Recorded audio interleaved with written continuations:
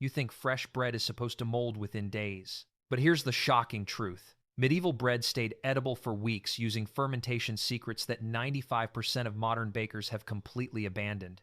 I'm about to reveal 12 forgotten bread-making facts that will transform how you understand the food sitting on your counter right now. The 72-hour fermentation secret. Modern bread rises in 90 minutes. Medieval bread fermented for 3 days minimum. This extended fermentation created organic acids, lactic and acetic, that naturally killed mold spores and bacteria. Peasant bakers in 13th century England discovered this accidentally when neglected dough lasted longer. This single technique extended bread life by 400%. Today's commercial yeast eliminates these protective acids entirely, which explains why your store-bought loaf grows fuzzy before Friday arrives. The sourdough starter inheritance. Medieval families passed down sourdough starters for generations like precious heirlooms. Some documented starters survived over 200 years. These living cultures contained wild yeast strains and beneficial bacteria that modern laboratories cannot replicate. A 2019 Stanford study confirmed that heritage starters produce compounds with natural antifungal properties absent in commercial yeast. The monastery of San Francisco de Asís documented maintaining their starter continuously from 1348 to 1612. When that starter finally died, monks recorded the loss with the same gravity as losing livestock. They understood something precious had vanished. Whole grain protection systems. Medieval millers ground entire kernels, bran, germ, and endosperm together. This wasn't primitive limitation. It was preservation genius hiding in plain sight. The bran layer contains natural antioxidants called phenolic compounds that prevent rancidity. The germ provides vitamin E, another powerful preservative. When we refine these components away, starting in the 1870 seconds, bread shelf life plummeted dramatically. A University of Reading analysis found that whole grain medieval-style bread resisted mold 18 days longer than identical loaves made with refined flour. The improvements we celebrated actually destroyed nature's preservation system. French peasants specifically preferred coarser grinds, calling fine white flour death powder for its rapid spoilage. They weren't superstitious, they were observationally correct. The dense crumb strategy. Modern consumers demand soft, pillowy bread. Medieval bakers created dense, tight crumbs deliberately, and this density was functional armor against decay. Air pockets inside bread become moisture reservoirs where mold establishes colonies. Medieval loaves contained 60% less air than contemporary sandwich bread. Each slice was substantially denser, creating an environment where fungal spores couldn't easily penetrate and establish themselves. German baking guilds in the 1400s actually fined bakers whose bread contained excessive holes. This wasn't aesthetic preference, it was food safety regulation. Guild records from Nuremberg show that holy bread correlated with customer illness complaints during storage. The crumb structure also retained less surface moisture. Medieval bread felt drier initially, but remained edible far longer. We've traded immediate pleasure for rapid decay, believing we improved something that worked perfectly for centuries. Lower hydration formulas. Medieval bread recipes used dramatically less water than modern formulas, sometimes 50% less by bakers' percentage calculations. Lower hydration created harder doughs that required serious physical labor to knead, but this produced bread with internal moisture content around 30%, compared to 45% in typical contemporary loaves. Mold requires moisture levels above 35% to thrive efficiently. Archaeological analysis of carbonized bread from Pompeii revealed hydration levels matching medieval techniques, suggesting this preservation knowledge dated back millennia. Roman legions carried hard bread called bucellatum that reportedly lasted 6 months under campaign conditions. English monastery records from 1287 detail specific water measurements for keeper bread versus daily bread. Keeper bread used 1/3 less water and was baked harder. Monks understood the science without having scientific vocabulary. Modern artisan bakers rediscovering these techniques report that low hydration loaves remain mold-free for 3 to 4 weeks at room temperature. The knowledge never disappeared, we simply chose convenience over longevity, then wondered why our bread rotted. The twice-baked preservation method. The word biscuit comes from Latin biscoctus, meaning twice cooked. Medieval bakers invented this technique specifically to create bread lasting months. After initial baking, loaves returned to cooling ovens for secondary drying. This reduced moisture content below 15%, creating environments where no mold could survive. Ship's biscuit, or hardtack, sustained naval expeditions lasting years using this exact method. Records from the 1588 Spanish Armada show sailors consuming bread baked 18 months earlier. While not pleasant and accounts describe bread requiring soaking in beer or soup, it remained nutritionally viable and safe to consume. English peasants developed rusk bread for winter storage. Autumn harvests produced surplus grain baked into standard loaves, then returned to ovens for twice baking. Families stored hundreds of rusks in dry cellars, ensuring carbohydrate availability through lean months when fresh baking was impossible. This technique survives today in Italian biscotti and German Zwieback, but we've forgotten these were originally preservation technologies, not cookie varieties. Medieval practicality became modern specialty items stripped of their survival context. The twice-baked method represented food security engineering that kept populations alive through unpredictable famines. Rye and spelt dominance. Wheat was medieval luxury grain. Common people ate rye, spelt, and barley bread, accidentally choosing grains with superior preservation properties. Rye contains higher concentrations of pentosans, complex carbohydrates that bind water molecules tightly. This bound moisture remains unavailable for mold growth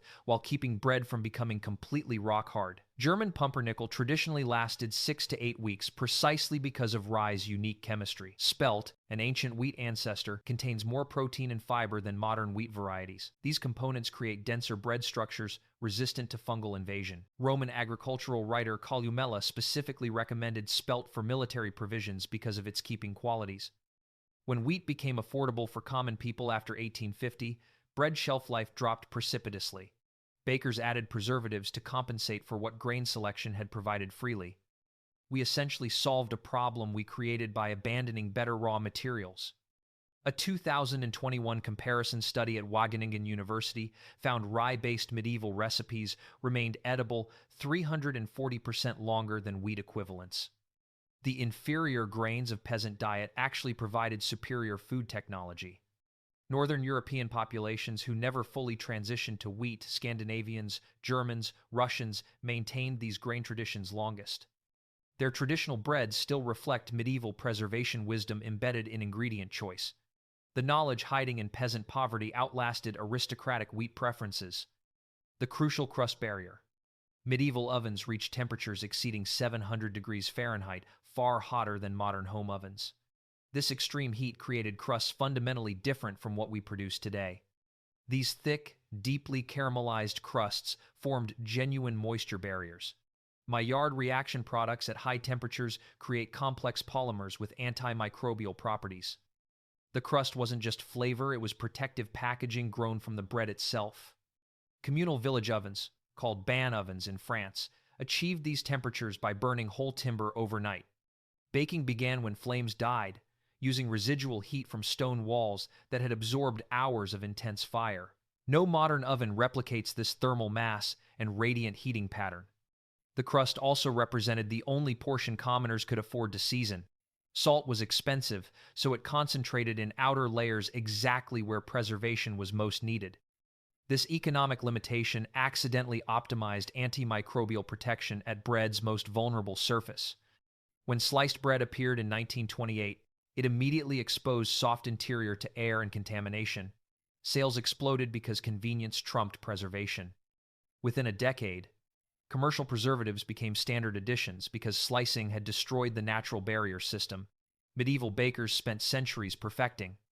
Today's crusty artisan loaves still don't match medieval standards. Modern crusts measure 2 to 3 millimeters thick. Archaeological bread fragments show crusts exceeding 8 millimeters.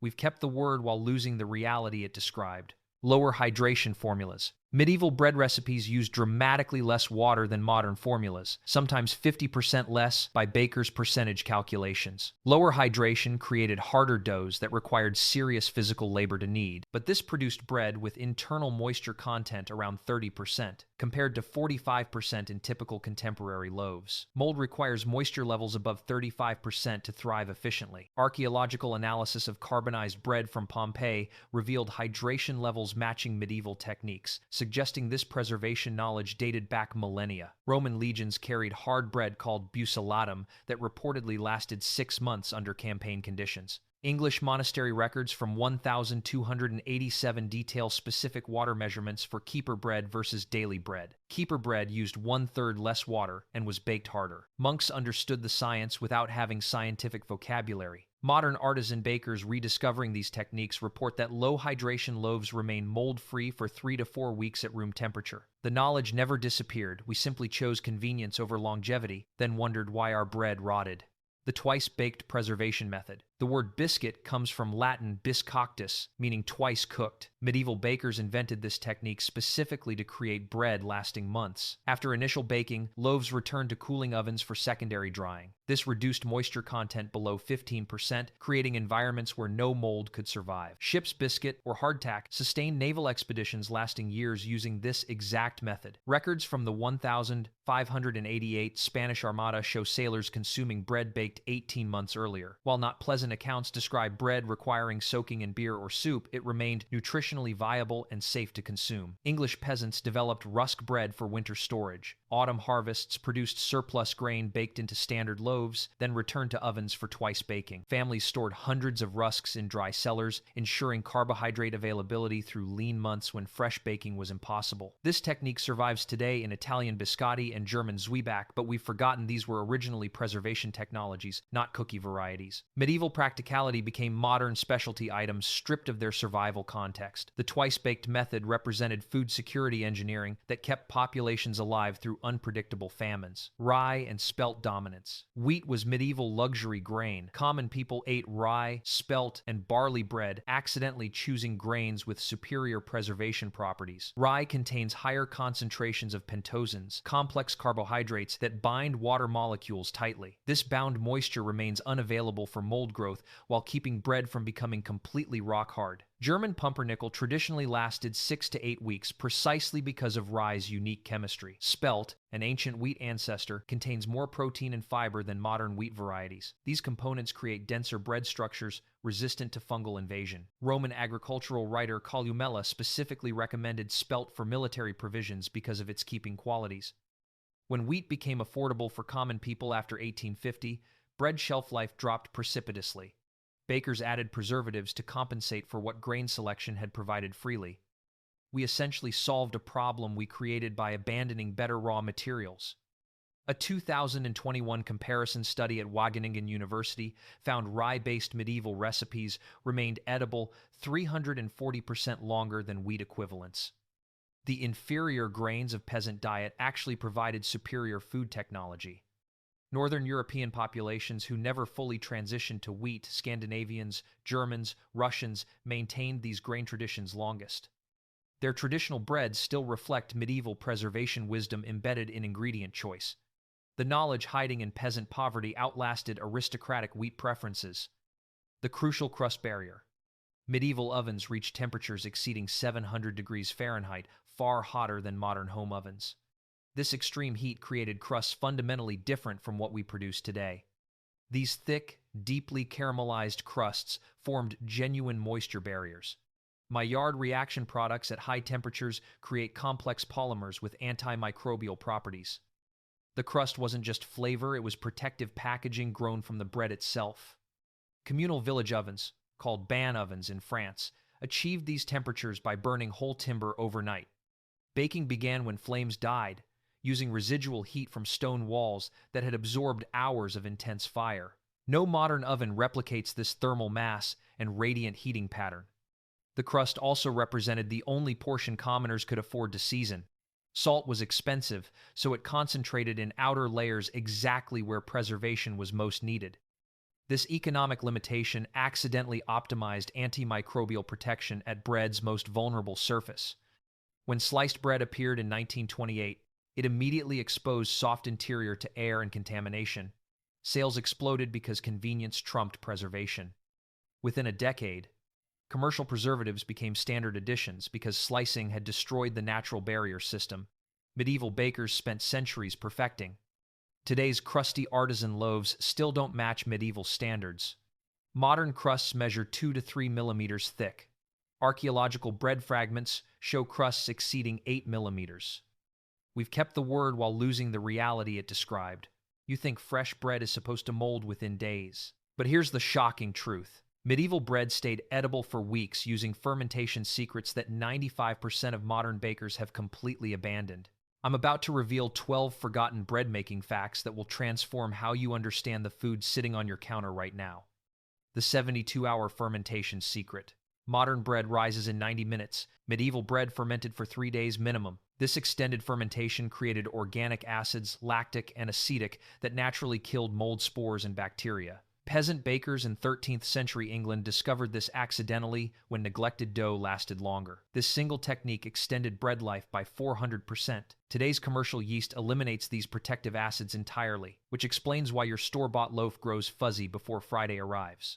The sourdough starter inheritance. Medieval families passed down sourdough starters for generations like precious heirlooms. Some documented starters survived over 200 years. These living cultures contained wild yeast strains and beneficial bacteria that modern laboratories cannot replicate. A 2019 Stanford study confirmed that heritage starters produce compounds with natural antifungal properties absent in commercial yeast. The monastery of San Francisco de Asís documented maintaining their starter continuously from 1,348 to 1,612. When that starter finally died, monks recorded the loss with the same gravity as losing livestock. They understood something precious had vanished: whole grain protection systems. Medieval millers ground entire kernels, bran, germ, and endosperm together. This wasn't primitive limitation. It was preservation genius hiding in plain sight. The bran layer contains natural antioxidants called phenolic compounds that prevent rancidity. The germ provides vitamin E, another powerful preservative. When we refined these components away, starting in the 1,870 seconds, bread shelf life plummeted dramatically. A University of Reading analysis found that whole-grain medieval-style bread